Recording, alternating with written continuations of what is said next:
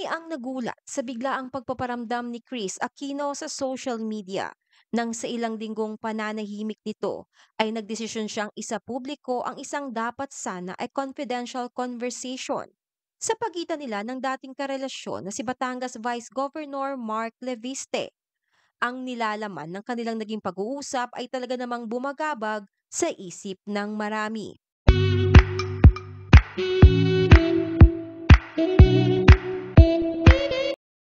Unang araw ng September, bandang 2:00 ng hapon dito sa Pilipinas, ay naglabas ng sunod-sunod na IG stories si Chris Aquino ng screenshots ng private messages sa pagitan nila ng ex-boyfriend niyang si Mark Leviste.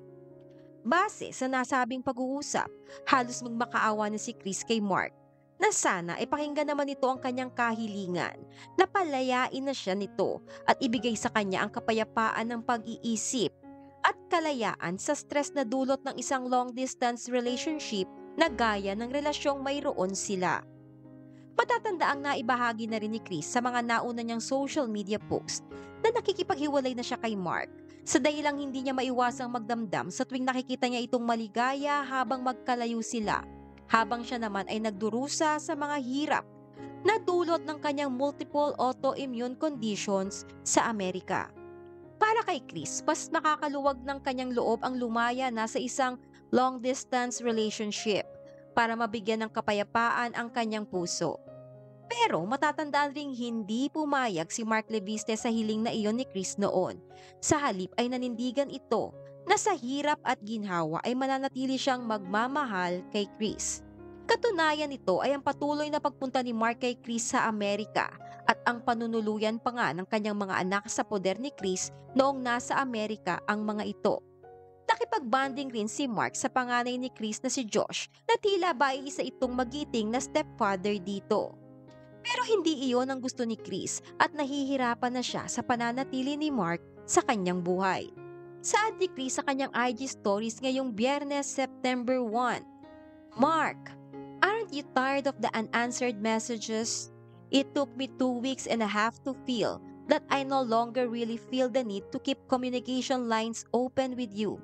Whatever is going on in my life or in yours, parang nawala na the desire for me to know what's happening with you or for me to keep you informed. I haven't been influenced by anyone.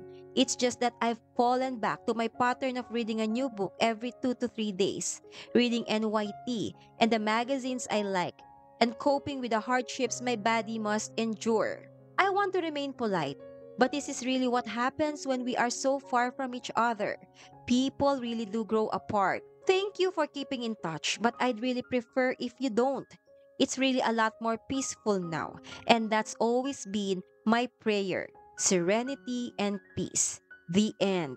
Pagkabat hindi makita ng buo ang reply ni Mark sa message ni Chris, ay mababasa naman dito na tila ay hindi pa rin ito sang-ayon na maghiwalay silang dalawa. Sa huling mensahe ni Chris ay kinwestiyon niya kung talaga bang mahal siya ng taong pinatutungkulan niya ng kanyang mensahe. Bakit daw hindi nito magawang ibigay sa kanya ang katahimikang matagal niya nang hinihiling? Ani Chris, problema, nagising ako sa katotohanan na kung talagang minahal ako at alam na sumuko na ako sa LDR, bakit hindi kinayang ibigay yung katahimikan na kailangan ko for my emotional wellness, lessen anxiety, and my chance for a peaceful healing journey?